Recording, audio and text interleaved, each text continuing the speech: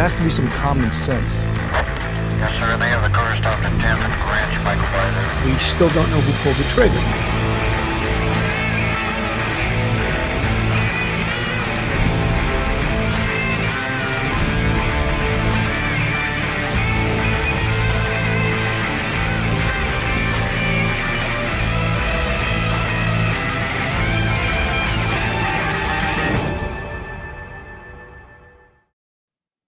Hello, everyone, and welcome to Police Off the Cuff, Real Crime Stories. I'm your host, retired NYPD Sergeant Bill Cannon, 27-year veteran, retired out of Manhattan North Homicide Squad.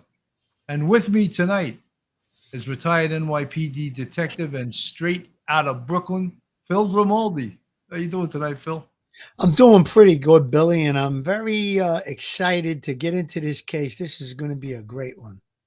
You know, I just like to acknowledge we did that show this afternoon about the cops in the 4-4 precinct getting pelted with bottles, and it was really a horrendous thing to see. And you know something, just any of you cops out there, NYPD cops in particular, if you want us to cover any topic that you think would help you and other members from your precinct, I mean, within reason, this was a very specifically show that we did to help the cops and to just shine a light on how great these cops are. These 4-4 cops, tough as nails, tough as they come in the city. And I wanted to shine a light on them because they don't get support from the public. They don't get support from the politicians. They don't get support, for the most part, from the community. That was the community attacking them with bottles this afternoon. So I just again wanted to acknowledge them.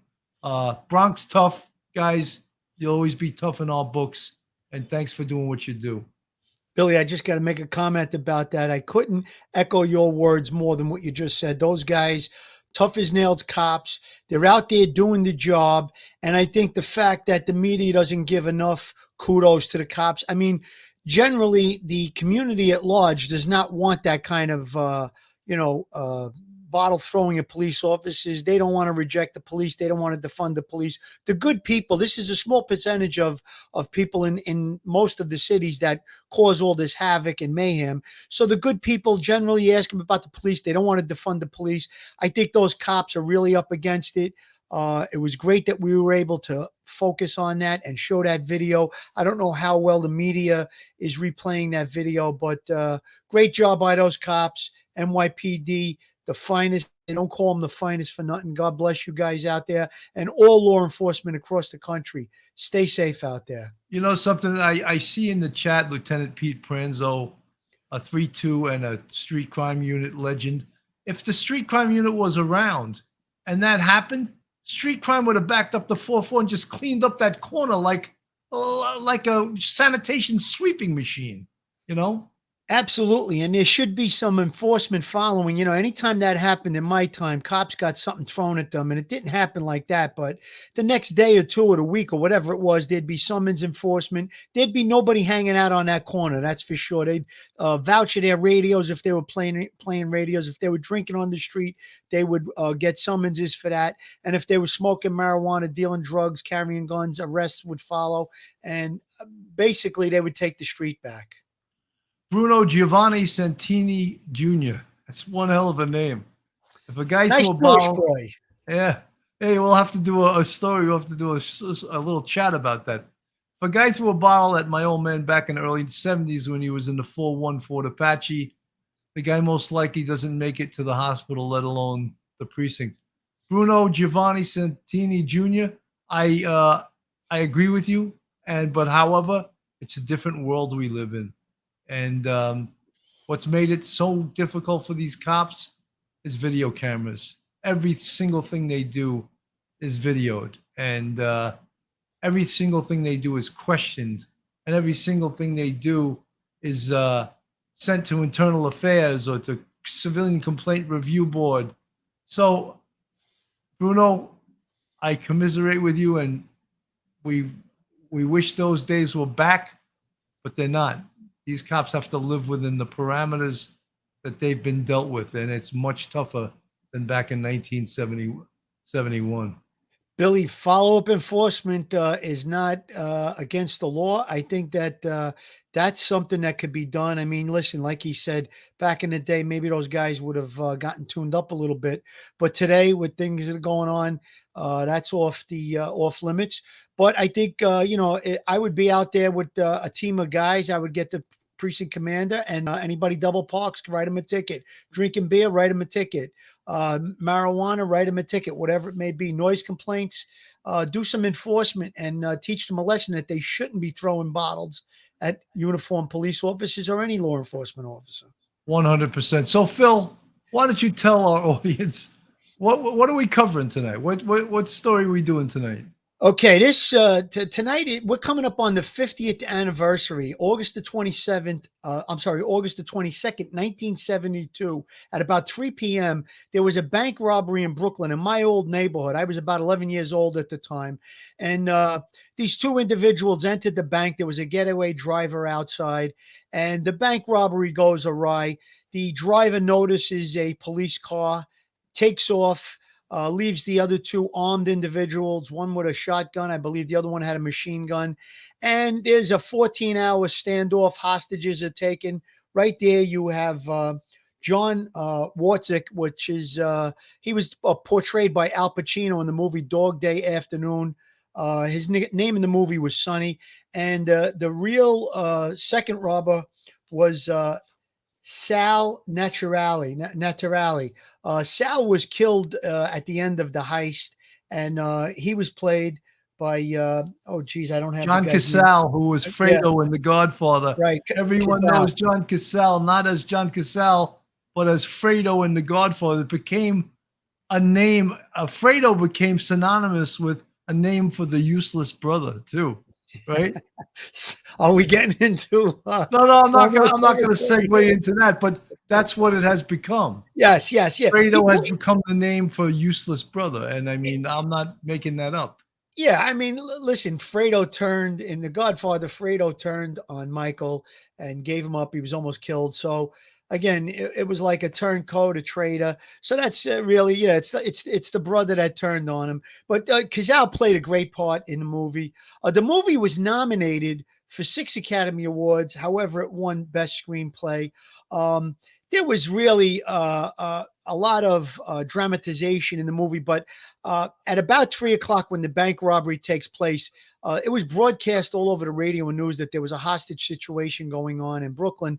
And I live not far from there. So me and two of my friends went on the subway. We got off at the Avenue P station, which was like 2 stations down from where we got on at Avenue U. And we went to the area. It was obviously closed off, but there was a schoolyard like a little bit to the right of the building across the street. So we went around the block and we walked into the schoolyard, and we had probably gotten to maybe 4:30-ish, I guess it was 4:30.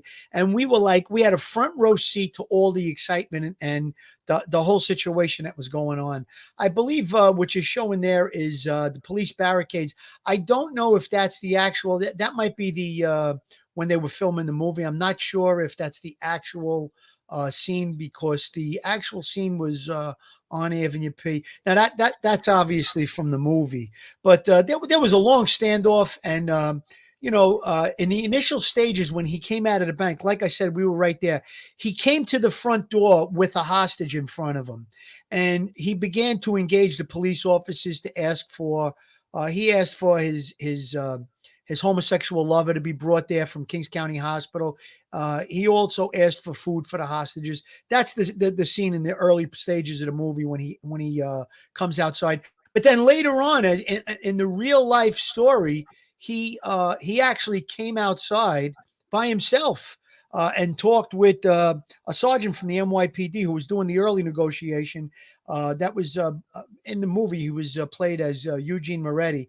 And then eventually the FBI came in. They took over the negotiations. And that was an agent by the name of Sheldon, Special Agent Sheldon, that towards the end of the whole siege, he's the one that architect the vehicle coming and taking them to the airport and so on.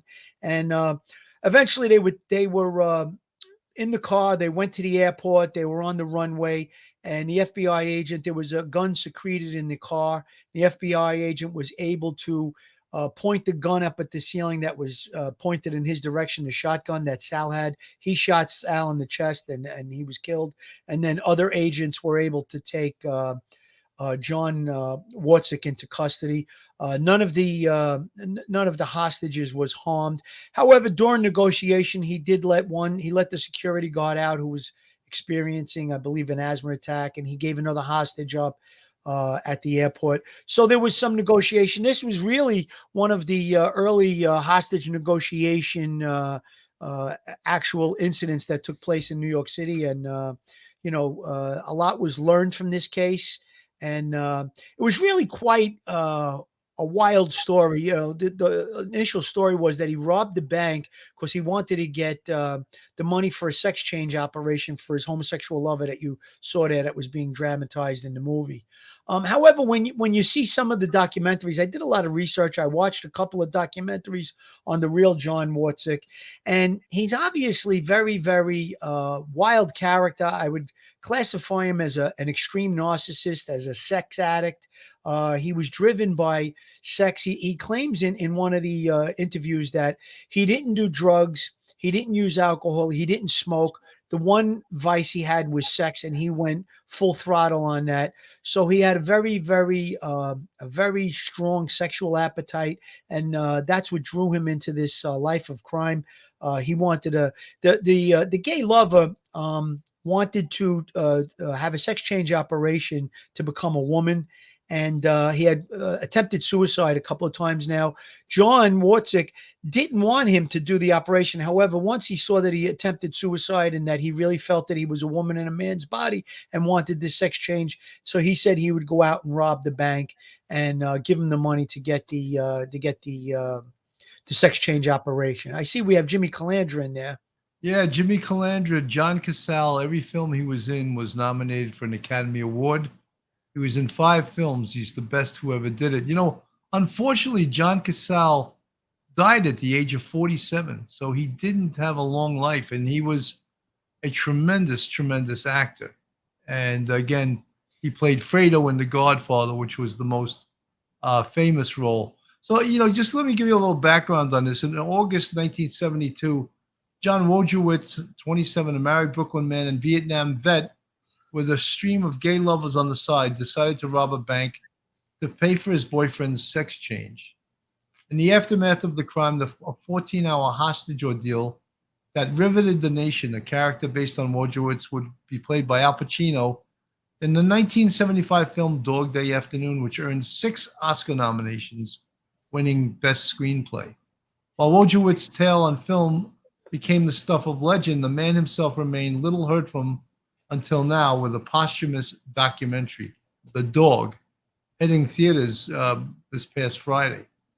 The success of Pacino's portrayal sprang from the hero-villain dichotomy of the character, as in the real-life robbery, which took place on August 22nd, 1972, at a Chase Manhattan branch in Gravesend, Brooklyn. Wojtowicz got both his hostages and the many onlookers on his side, positioning himself as the little guy fighting against tyranny. The Dog, which shows interviews with Wojtowicz from 2002 until his death 4 years later, proves his reality was more outlandish than any movie. The night before the robbery, Wojtowicz and his accomplices, 18-year-old Sal Natural and 20-year-old Bobby Westenberg, stayed in a New Jersey hotel. Wojtowicz agreed to pay Westenberg $50,000 for his assistance. For that money, Wojtowicz wanted more than just a partner in crime. I grabbed a hold of Bobby Westenberg and I wanted to, the article uses the F word, him, because he used to dress up as a girl, Wojtowicz says in the film. He goes, "I don't want you effing me." I said, "I'm giving you $50,000 and you're going to tell him I'm not getting F out of it." So then F up. There's a lot. The self-described pervert met his wife, Carmen, at a bank where they both worked in the mid-1960s. Wojtowicz was drafted soon after and had his first homosexual experience during basic training. After Vietnam, Wojtowicz, still married to Carmen, joined the Gay Activist Alliance, but was driven more by a desire for sex than politics. I was a member of the entertainment committee, so I would meet and greet new gay people Coming into the scene, Wojtowicz said, I could have sex with them quicker than anybody else because they were just coming out. He was considered a disgrace at GAA dances. He would fall on a couch and start having sex with somebody in a semi-public place. Randy Wicker, a journalist who helped Wojtowicz negotiate the film rights to his story, tells the Post his reputation within GAA was the guy is a Looney Tune. So just giving you a little background on this guy, he doesn't sound like he's wrapped too tight, but that's a little background on the story.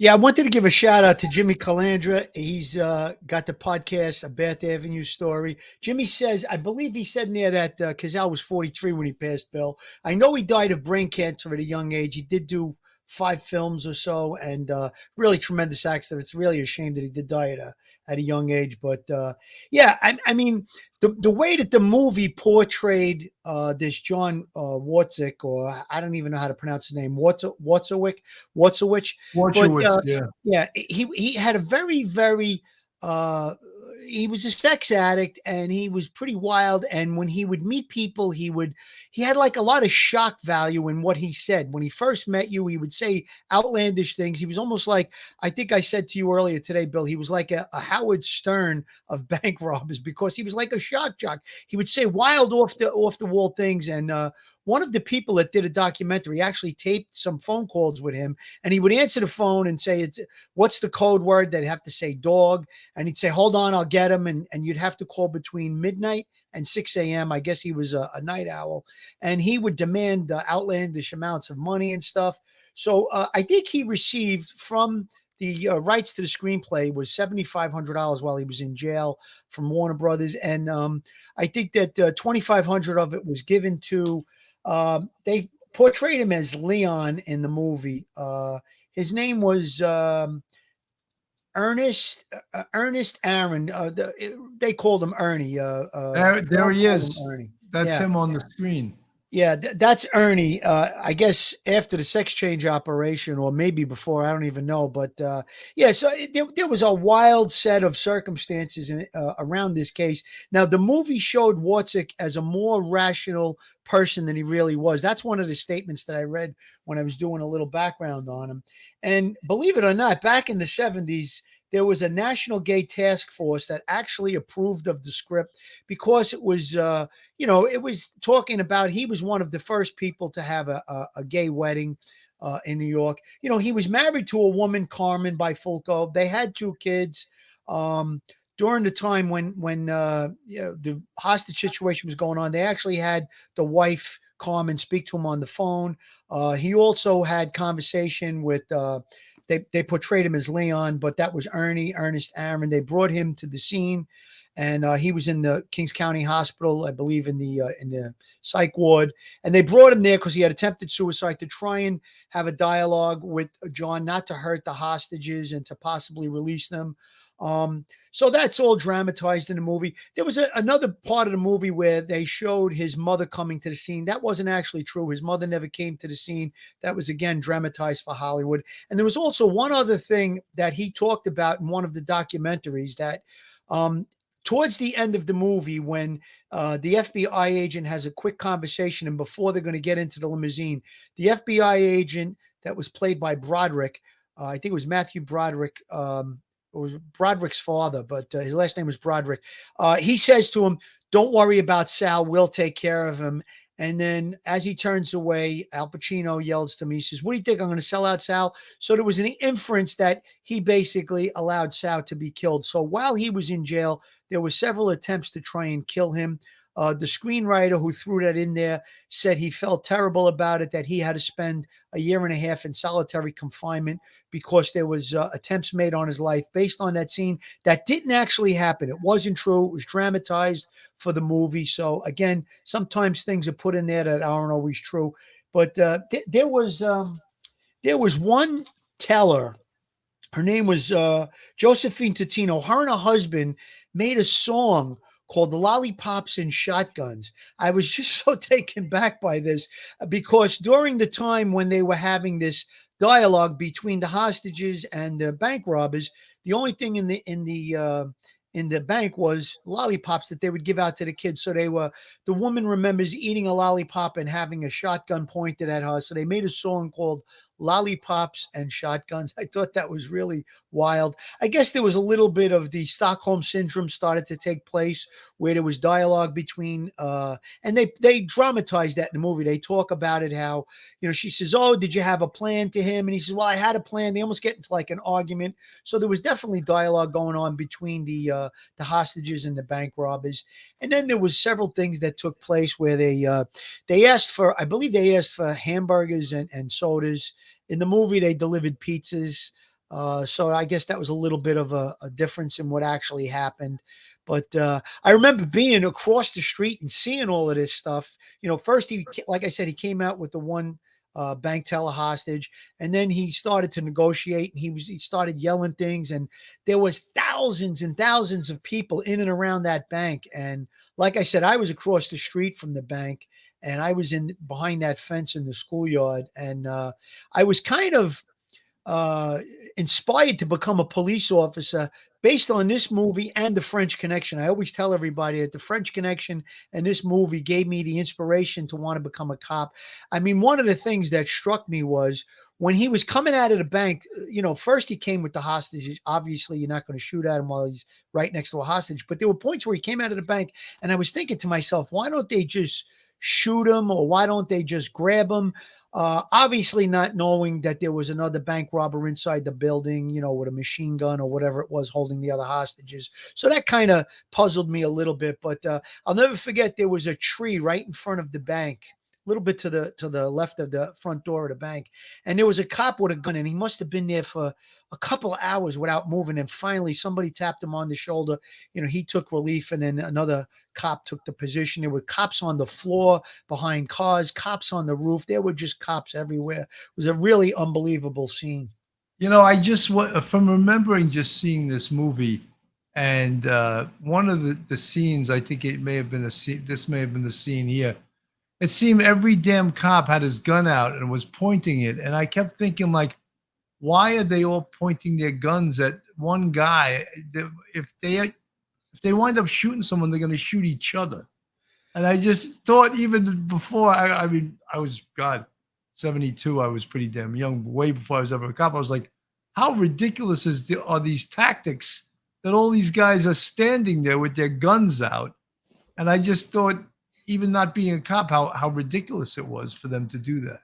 Bill, I got to tell you, though, I was there. I was an eyewitness to it.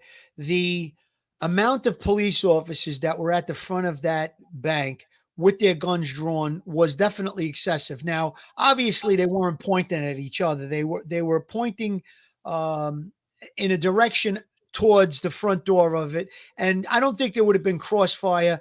The movie, obviously, they're dramatizing everything. They want to, all right, we're going to point the camera at you guys, everybody with their guns out. So that's probably what that was. But listen, there were a lot of guns pointing in their direction. There's no doubt. I was there. I was eyewitness to it.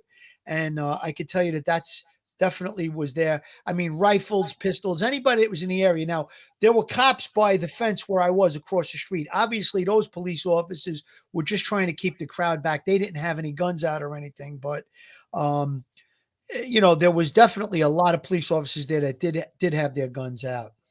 One of the things, the director was a gentleman named Sidney Lumet, and one of the things that they said was sort of great was that John Wojtowicz, whatever this guy's last name is, it's very tough to pronounce. Wojcik, just say Wojcik. Wojcik. He actually looked a lot like, or Al Pacino looked a lot like him. So yeah. It wasn't a difficult match to make. Yeah, there you go.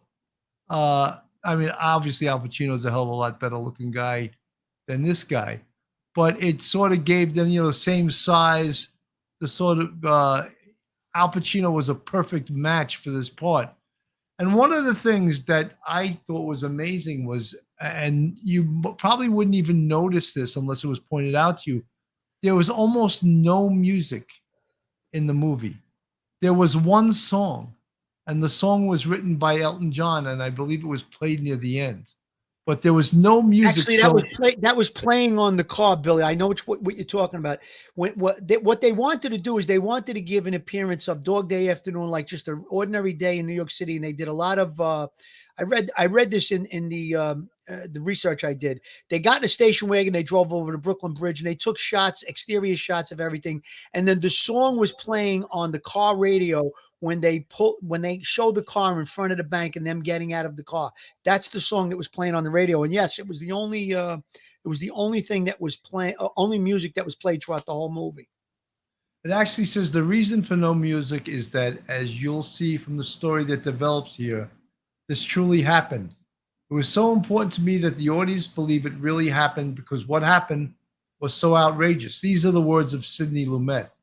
And I could not reconcile trying to convince an audience that this really happened, which I felt was the first obligation of the movie with putting a music score in.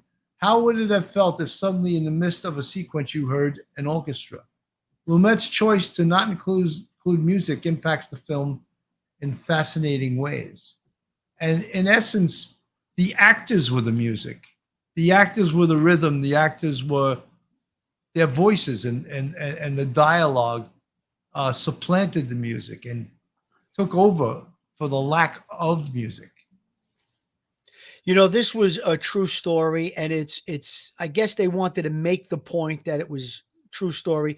There was very little. There was a few things changed, like I said, and it was just so crazy that this was going on right in our own neighborhood. Now, while I was at the bank, my brother Nick just texted me. He actually, and this is true, he called the bank. He got information and got the telephone number of the bank. He called the bank and he asked, "Who is this?" And the person on the other end replied, "This is the bank robber."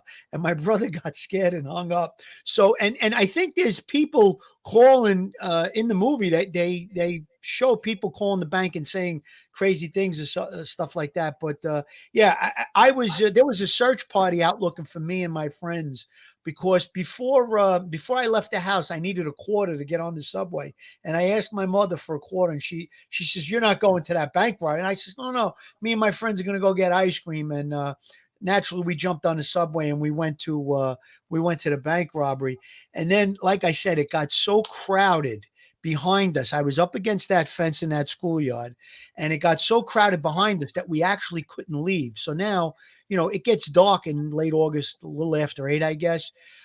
It was dark, and I knew that, you know, I had to be home and I was going to get a beating and all of that. So at probably around 11 o'clock, 11-ish or a little after 11, I got the attention of one of the police officers, and I says, "Officer, we got to get out of here. Me and my friends we got to get home. My parents are probably going crazy looking for me." And, you know, we couldn't get through the crowd behind us. She's like, "What do you want me to do?" And I kept saying, "Officer, please help us, help us." Finally, he said, "Listen, there's a hole in the fence down there." And he started telling everybody, let them through, let them through. And he walked down probably about 10, 15 yards. And we got out of the hole in the fence, and he let us go up East 4th Street. This was on the bank was on right on the corner of East 3rd Street. He let us go up East 4th Street towards, I guess, Avenue O. And then we walked home. And like I said, I got a shellacking when I got home. But my brother and I listened to all of the stuff that was going on. They had like live broadcast on the radio. And I think I fell asleep, but my brother says that he remembered hearing the whole thing through. And then finally, about 4 or 5 o'clock in the morning, they had said that the bank the hostage situation was over. One of the bank robbers had been shot and killed, and the other one was taken into custody. So it was a long night, but I got to tell you, a crazy, crazy situation. And I could remember the police car pulling up across the street with I guess it was Ernie, or they called him Leon in the movie. And he came out of the car and he was in a hospital gown. And I believe it was like a barber shop where they made him make the phone calls. That's Ernie there, which he was called Leon in the movie, but his real name he changed his name to Elizabeth Eden, but it's Ernest Aaron was the real person. That was obviously the actor that played him. Let's see. I think the actor's name was Chris Sarandon. You'd know him if you saw him today, but that was a young Chris Sarandon that played him. And there was some hills to get over with this movie, because there was never none of the main actors, none of the big time actors had played a gay part. And you know, there was a little bit of reluctance to get involved in a movie that was going to go through all these, these gay stereotypes and everything. And there was challenges, I guess. And I know that there was one part where the script called for Al Pacino's character to kiss Leon in the movie. Now, they never really met. When he was brought to the scene, he talked to him over the phone. He didn't go face to face with him.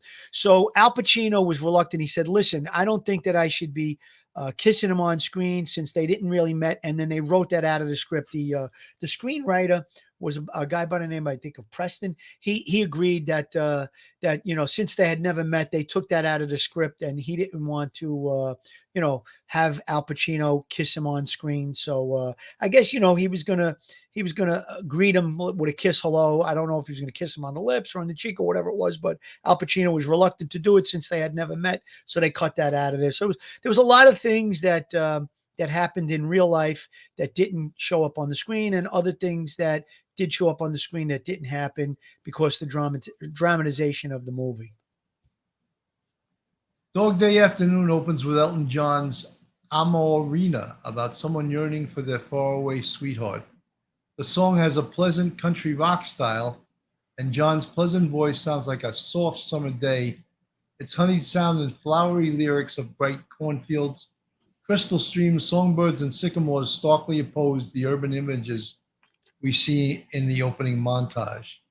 Dogs rooting through garbage, crossing ferries, homeless people, construction workers, traffic, the Manhattan skyline.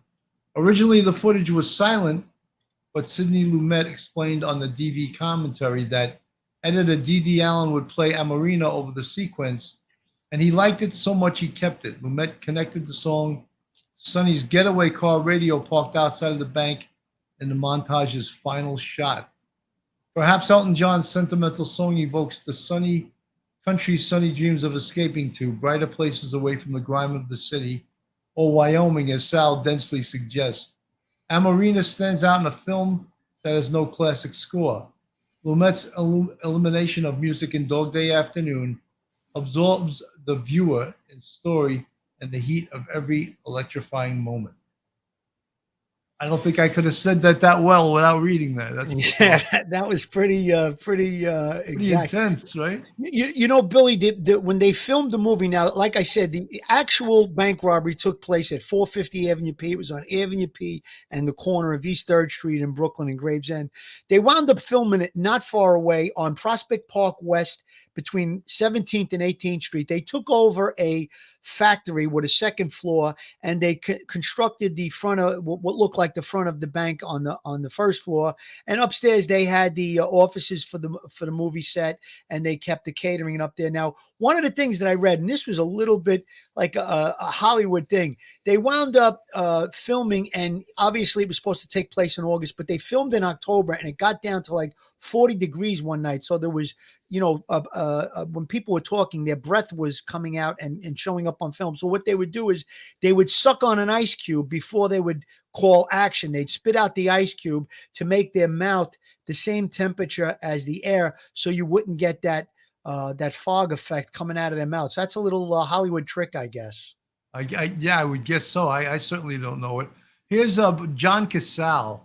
Again, Jimmy Calandra, who's in the chat, says he died at the age of 43, you said? I thought it was 47. He was engaged to Meryl Streep. There they are together.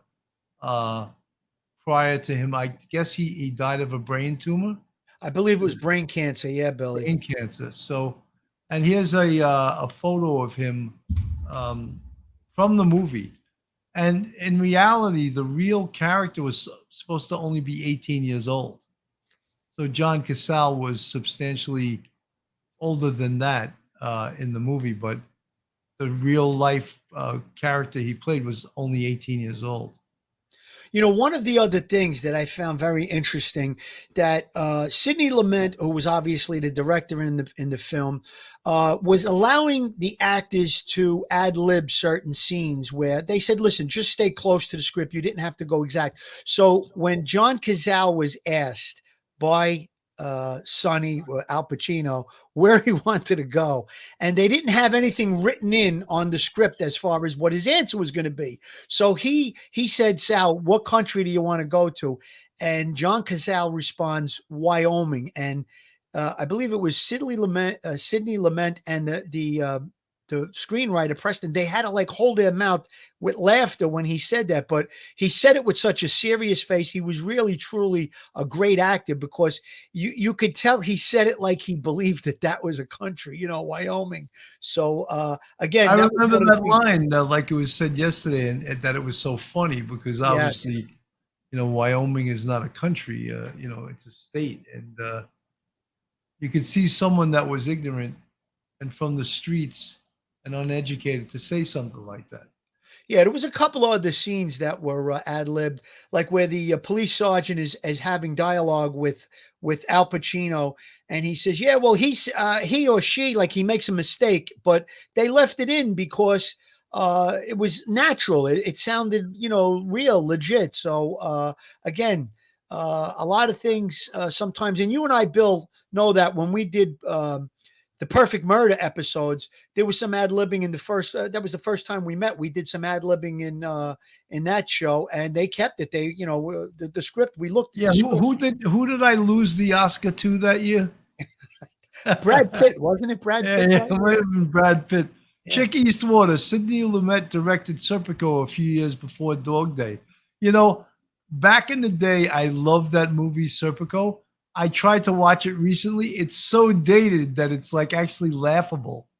Some movies get dated and you can't watch them in the same way. And I wonder if you watch Dog Day Afternoon today, if it would be dated in that way. I don't know. I like going back to Serpico, The French Connection, Dog Day Afternoon, because those were movies. They were like inspiring to me as a kid. Like I said, to want to become a cop, especially The French Connection. I mean, that was also filmed in my neighborhood. A lot of the scenes of the car chase took place just a few blocks from where I lived, along Stewart Avenue and then down 86th Street. I mean, that movie was iconic for that chase scene, and the Marlboro Projects, which were right around the corner from my house. That's where the scene is where he gets shot at and stuff and starts. That's where he commandeers the car and starts the whole. Phil, Milwaukee civilian is thanking us for teaching him that Wyoming is not a country and the things that he learns on Police Off the Cuff. We're happy to educate you and anyone else out there that does not know that Wyoming is not a country. We're happy to impart that to you, and thank you. Folks, this is Police Off the Cuff, Real Crime Stories. If you're not subscribed to us, I don't know why you wouldn't be. Go on our YouTube, hit the subscribe button, ring that bell, give us a thumbs up. If you want to support us, we have a Patreon with 3 different levels.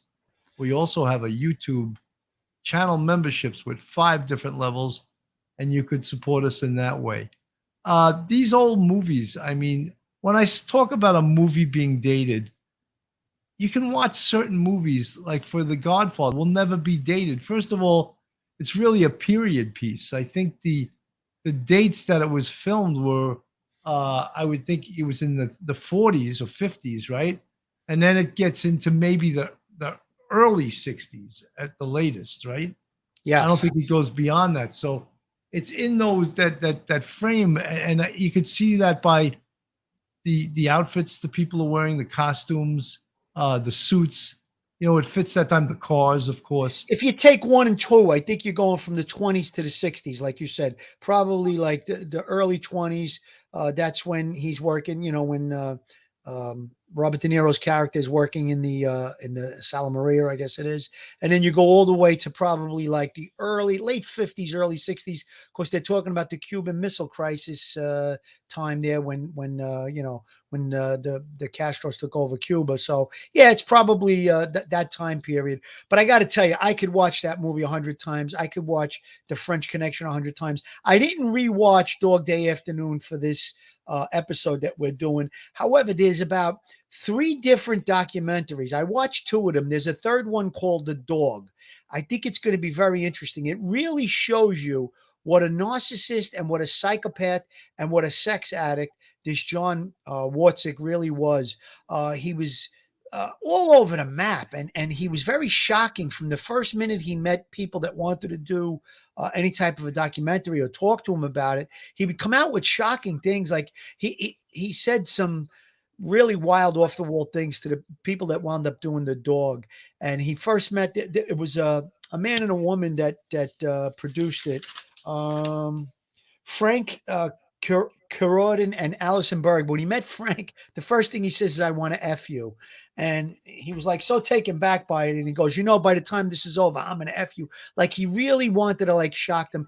And what they characterized him as was obviously a narcissist, but they said he wanted to see what your reaction was going to be to what you said to him. If you would put up with his insanity, he would then open up to you. And they also made another point about him, that he seemed to be the kind of person that wanted to, if he liked you, he'd do anything for you. So that's the point when they talk about the movie, that he was really in love with this guy that wanted to become a woman. So he decided he was going to rob a bank for Leon. As I said, he's called Leon in the movie. He wanted to help him to get a sex change, even though he didn't want him. He wanted him to remain as a man. He didn't want to have a relationship with him as a woman, but he wanted to try to kill himself. He was trapped in a man's body, I guess. And so again, that's the way they portrayed him. I think he was just very narcissistic. There's some conspiracy theories and there's things out there. He had issues with different companies that wanted to do the like he was pissed at Warner Brothers. He didn't let the screenwriter meet with him in jail because of the money disputes and stuff like that. So he put out these conspiracy theories that it was architected by organized crime, that they give him the information. However, supposedly he met a bank employee. He was actually a bank employee, as well as his real wife, his first wife, Carmen. That's how they met. They met in a bank. So he knew the ins and outs of how the money was dropped. And, if you pull all the paper out of the drawer, it knows, it sends a signal that the bank is being robbed, different things like that. So, again, Phil, I was watching an episode recently of an old Sopranos, or it may have just been a clip. And it was Richie Aprile was sitting in front of Satrial's, and he's going to have a sit down with Tony. And I think he may have just gotten out of prison. And Christopher comes walking along, and Tony says, "Richie, this is Christopher. He's a friend of ours." And Richie says, "Yeah, nice to meet you. Now take a walk." He goes, "Oh, wait a minute." He goes, "You're going out with my niece." He goes, "I hear you're putting your hands on her. You better stop putting your hands on her." And he says to her, "You want to put your hands on her? You give her your last name." And I was just like, so that's okay if you marry her, you can slap her around and it's all right. But he from his point of view, it was like, if you want to put your hands on her, you give her your last name, because now she's your wife and it's none of my business. Right. So it's okay to slap your wife around, but not your girlfriend. That's my niece. Right. Exactly. Right. But I was like, what a mentality is that? And I was just like, I thought it was funny because, you want to put your hands on it, you give her your last name. Oh my God. You know what, though? That's the mob mentality of yesteryear. And listen, I don't agree with violence in any way, shape, or form. Man, woman, man, female, whatever it is. There's no place for violence in this world. There's enough of it out there. And you and I saw enough of it. So again, you get into an argument with somebody, if it starts to get physical, you got to just walk away. I'm talking about a wife, a husband, a loved one. It's time to take a breather. And yeah, that's crazy. Hey, you want to put your hands on it, you give her your last name. Yeah. Well, did Christopher have any super side that he was cutting up when he was saying? No, he didn't. In fact, Richie Aprile told him to take a walk. He felt a little disrespected during that scene. Yeah, see, if he would have walked in with some super side and provolone, Don Salami might have approved of that. There would have been no problem. I love when Richie Aprile gives Tony that leather jacket, and Tony wants like no part of it. Yeah. Listen, that was a great series. I don't think there's anything that could ever come close to that. I mean, that goes right in the history books with the Godfather, The Sopranos. That was just a great series. Outstanding. Philly, go to the commercial, please. Sure. Joe Murray, attorney at law. Have you found yourself in a jam? Are you in need of legal counsel in the New York area? Do you need a victim's advocate? Well, Joe Murray is your man. He's not only an experienced trial attorney, he's also a retired 15-year member of the NYPD. He literally knows both sides of the fence. His website is jmurray-law.com. His telephone number is 646-838-1702, or you could email Joe at jmurray-law.com. Joe's a multiple time guest on Police Off the Cuff. He was actually on Jimmy Calandri's show as well. And if you'd like to advertise on Police Off the Cuff real crime stories, all you have to do is drop us an email at policeoffthecuff, the number 1 at gmail.com.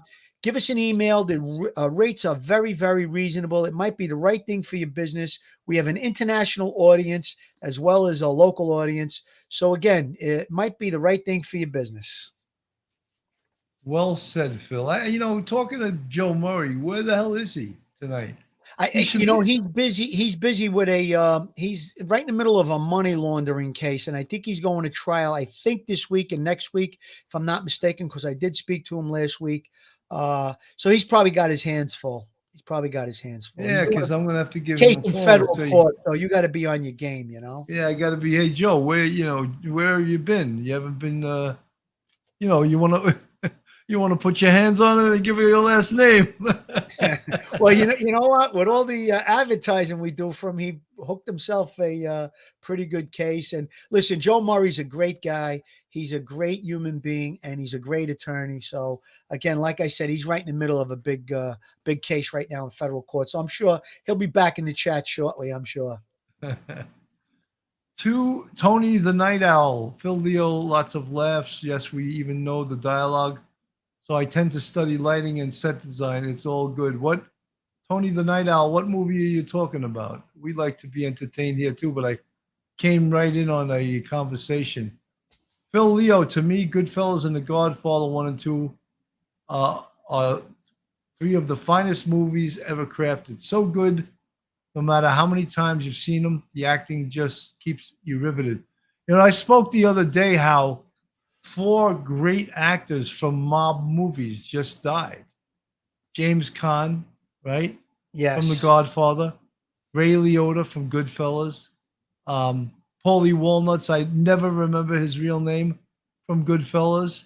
And Sopranos. He's from Sopranos. From Sopranos. And the other one from Goodfellas, Paulie. Paulie Walnuts, James Gandolfini, Ray Liotta from Goodfellas. That's what you were thinking of. No. I'm thinking of the heavyset guy who was the boss, played Paulie in Goodfellas.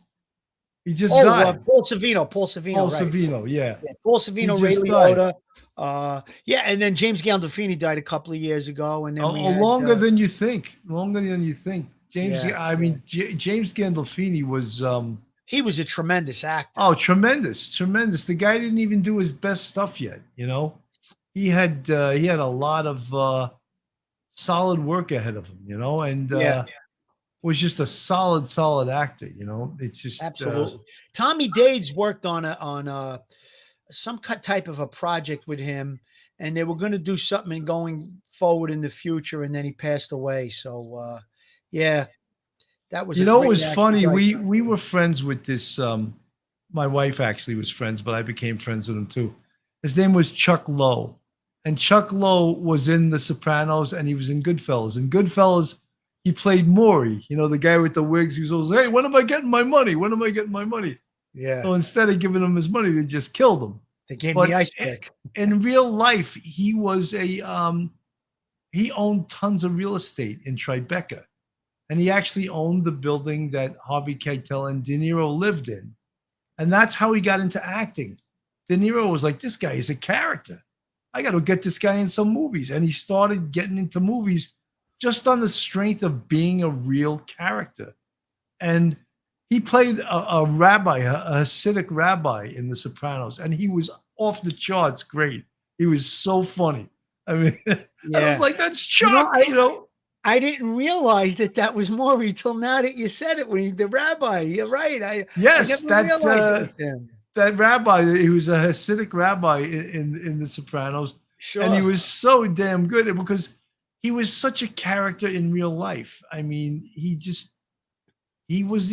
I did what at his memorial service. De Niro stood up and spoke, and he said, "The first time I met Chuck, he goes, he was out in the front of his building in his underwear shoveling snow.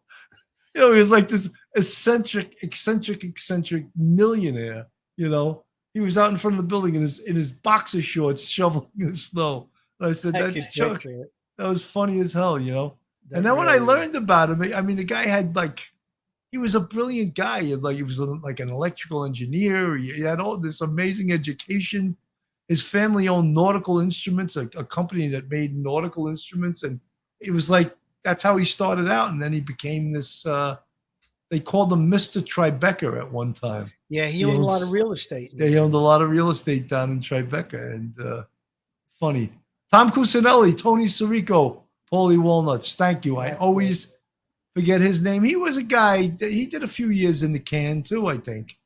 And I don't know if he was like an associate or just what he did. Yeah, he was they call him a knockaround guy. He was a knockaround guy. He may have been stealing some cheese from some of those Italian delis in Brooklyn, then he's got some problems, Absolutely. Somebody put in the chat, Filio, when Sonny in The Godfather bites his son, it's not his son-in-law, it's his brother-in-law's knuckles grabbing the fence rail. I almost fell out of my chair laughing. So realistic. There are guys in Brooklyn that would do that. Laugh my ass off. It's funny because when I was doing an episode of The Perfect Murder, and a guy said something to me, and I wanted to hit him, and I went like this. I bit my knuckle, and that's what Sonny does. I think that's where I got that because I don't know. Maybe Italians, when we get mad, you bite your knuckle, And that fight scene when he beat up his brother-in-law, that was like, I wonder how many takes they did on that. When he throws his shoe at him, he does. The guy clasps his hands so he couldn't grab him off. Hold on to the fence. Yeah, it was like. I mean, when you think about it, Francis Ford Coppola, who did Godfather 1 and 2, brilliant director. And he didn't do a ton of, he did Apocalypse Now, which was brilliant too. But I think at some point in his life, he got tired of doing movies and he makes wine. He's a winemaker. He owns vineyards in California. But his daughter is a big director now, Sofia Coppola. But and do you want to hear something crazy? Do you know who is Francis Ford Coppola's cousin? Who? Nicolas Cage. Oh shit! Yeah, you would never think that, right? Yeah. Same family, a lot of talent in that family, right? Yeah, absolutely. Now think about you're saying now that he retired and he's doing wine and stuff like that. Think about what it must take. Now you're the director of the film. And you have to get all of these actors together, and these were big names, probably big egos and stuff. And Bill, with the few things that we did, actors could be very temperamental, and they want certain things. And when you're talking about a Marlon Brando and James Caan and all these different people, and Al Pacino, after winning Academy Awards and stuff like that, now you got to get them together for another film, and now the third film. It's probably very difficult, and it's probably a lot of different things, a lot of components to that, getting it together, dealing with everybody's personalities. And then if you look at there's a show out called The Offer. It's a series. They're talking about how hard it was to get The Godfather made, that they were getting resistance from organized crime, which doesn't really exist, as we know, Billy. It's all made up. It's all lies. But, they got resistance from the mob. They got resistance from the studio, a lot of different things. So listen, none of this stuff is easy. When you produce a motion picture and you have to go through, listen, you saw it and I saw it in doing The Perfect Murder. I have a newfound respect for actors. And then there's all the part of the production. And, there's a lot of people, a lot of moving parts to those things. And you have to, lighting and the weather outside, if it's an exterior shot, and, wardrobe. Every time you do the scene, everything, if you get up and things move, you got to put everything back in place. So it's not easy. It's a difficult. Someone just brought up another little tidbit of information. Talia Shire is Francis Ford Coppola's sister. Right. So Look how talented that family is. Yeah. And I believe the father, Francis Ford Coppola's father, wrote the musical score for The Godfather. Just unbelievable talent. Incredible, Yeah. A lot of talented Italians there, you know. That's it. Who needs movie clips? We got Billy. That's right. Look, anyone in the chat want to bring up anything to us? Jojo Jolene, she says she hates blood and guts. She didn't know any of the movies that we just brought up. You know, just Jojo Jolene, you're not the only one. Although I plan to watch The Godfather. Yeah, I guess that's Kim Allison answering Jojo Jolene. So some people didn't see those movies. I mean, if you didn't see The Godfather 1 and 2, I mean 3 is okay, but really you should sit down. It's long period of time, but you will not regret it. People, you know, they binge watch a lot of different series and shows. That's one. If you haven't seen that, Godfather, French Connection, great movie. Goodfellas, great movie, even though it's a little blood and guts type stuff. And then Dog Day Afternoon, I think, is a great movie. Serpico, I think, has also got some great acting in it. There's a lot of great movies, out there from the 70s and 80s. Today, it seems like they're redoing a lot of movies. They're running out of things to write about. But everything now is on Netflix or HBO, like that show Ozark on Netflix. That's a great show. Yeah. I mean, tremendous. And I'm not like, I don't usually get drawn into Netflix. I don't know how my wife and my kids got me to watch that. And tremendous acting. I mean, you know. Is that the one with Kevin Costner? No, that's another thing. That's I can't think of the name of that now. That's on that big ranch. Yes, that's like a Western. Yeah, that's pretty good too. My wife and kids got sucked into that one with Kevin Costner. Yeah, that's pretty good too. I mean, some of these series, you know, you get sucked in. It's unbelievable, you know. Okay. Sandra H says she loves Ozark. Yeah, Yellowstone. Ozark. Yellowstone is the one with. Yes, that's Kevin Costner. That's it. Yeah. Billy, there's a question here from Milwaukee Civilian. It says, "What are Bill and Phil's favorite cop, not mob films in terms of accuracy?" Go ahead, Bill. You answer. Cop film. Cop film, without a doubt, the greatest cop series ever made is The Wire on HBO from Baltimore.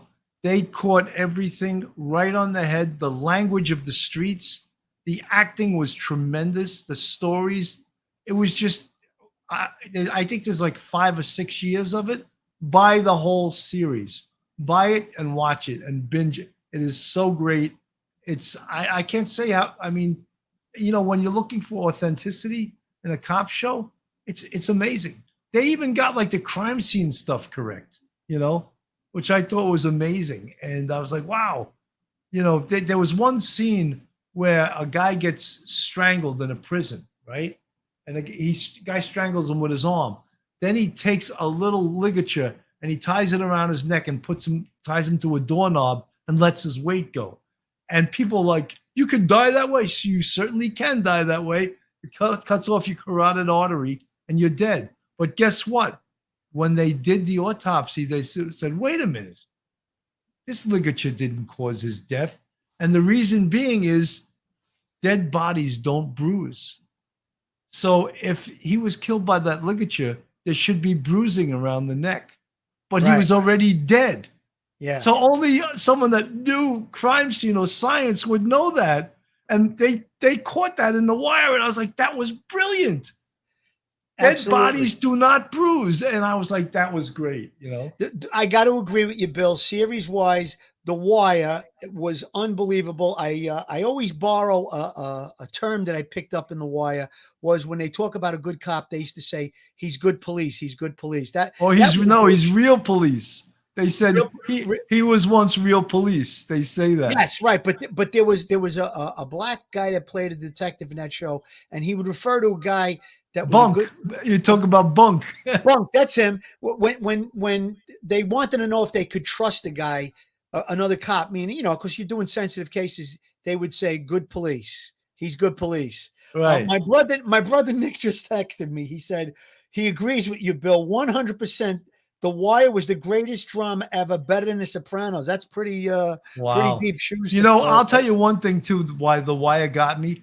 One time they had this scene in a bar, and a couple of them were retiring, and it was so authentic. I had tears running down my face during that because it reminded me of like an NYPD retirement party where guys were leaving and everyone was like teary eyed because, oh, you believe these 5 guys left? You know, because that's what happens. And they had like the bagpipes, and I was just like, this is too much, you know. But it was so real and it was so amazing that, you know, I was like, this is the best show ever made, best cop show ever made. Absolutely. So I'm going to agree with you on The Wire, but that's a series. My favorite cop movie was The French Connection. That really gave me the inspiration to become a cop. That was about a narcotics takedown. Everybody will know the story. If you didn't see that, that's definitely a great one to catch. And when it comes to The Wire, we actually I spoke with Dominic Lombardozzi, who was in the Wire, and we're hoping to get him on the show maybe late this month or early next month. We'll keep our fingers crossed for that. And there was an actor that was in The Wire, Michael K. Williams, who died recently. I got the opportunity to meet him several times in Brooklyn over at Spumoni Gardens, and he was just such a gentleman. What a great guy he was. It was really sad that he died. He was a great actor, and as many people as came up to him and wanted an autograph or wanted to take a picture, he never said no to anybody. He was a really good guy, and I think he was very authentic, and it's unfortunate that he passed away. But yeah, that big scar across his face was more than authentic. Yeah, exactly. You know? Exactly. Yeah. He came from the tough side of town. He grew up in the projects, I believe, and he obviously had some scrapes and stuff. But it was real tragic that he died at a young age. But, No, he was a great actor. He was almost like Shakespearean. That guy. Yeah, he was so good. You know. Yeah. I think one of his last films, he played Robin Hood, if I'm not mistaken. And so he did that. And then I think he was in Boardwalk Empire as well. That's right. He was great in that too. Yeah, he was great in that. He was just he was an actor, man. He was just a really damn good actor. You know, just like the guy who plays McNulty on The Wire. Do you know he's British? Yeah, he's got a British accent. Yeah, he's British. Very, very, very. And the other guy, the big black dude, he's great. Idris Elba. His name is Idris Elba. That guy's fantastic. He's also British. Yep. But what a great actor, though. They must have had to work with coaches for a while, voice coaches, to get over those accents, but you would never know it. I mean, they were fantastic in those shows. And you know what I liked about The Wire was it really NYPD Blue was also a great show, but that was a little bit too serious for me. They came. I was. I did homicide investigation. I was in the NYPD. They were a little too serious, whereas in The Wire, they had some fun. They talked about things. They were into reality. That's what I'm into. I'm into reality. And they were just a little too serious, I think, in NYPD Blue. Not knocking it. It was a great show, but I think they, the way they came across a little too serious. Yeah, I think that too many people made too many millions of dollars on that show. And none of them were cops. Well, no, one was an ex-cop. Yeah. Well, I think Phil, we're ready. We're at an hour and 3 minutes. We spoke a lot. We're almost like we're movie critics here tonight. And yeah, we turned into movie critics. I had fun, man. I had fun talking about it. But absolutely. Listen, if anybody's interested, this Dog Day Afternoon movie is one thing that gives you the dramatic version of what happened. I would strongly suggest if anybody's interested in it to check out some of these documentaries. All you got to do is Google Dog Day Afternoon and the documentaries will come up. The third one I didn't get to watch yet is called The Dog. That one I saw a trailer for it. That one seems really, really interesting. I just want to check it out because my head is wrapped around this whole thing from doing a little bit of research on it, so I'm going to check that out. Is that character Don Salami going to become a series? Well, we'll have to see, Bill. We'll have to see. Rumor on the street is that you want to interview him. So I know I got to interview Don Salami. The Lucchese family told me I get to him and they won't get to him. All right. Listen, maybe he's got some things he wants to share with you. I don't know. We'll have to see. I think he knows some things. He may know some things. He's a man about town, Don Salami. I heard he just likes to play pinochle and sip black coffee or something. I don't know, but we'll see what happens with that. All right, Philly, is that your last words? Final words is listen, all of the stuff we talked about tonight, it was part of my childhood growing up. So that's why this Dog Day Afternoon thing, I was there. I was present. I saw what really took place. It was just unbelievably exciting. The other movies we talked about are all great. Everybody just, if you want to be entertained, there's some great movies out there to check out. Stay safe out there and God bless everyone. Folks, have a great night. Thank you for listening, and we'll see you soon. Bye now. One episode just ain't enough.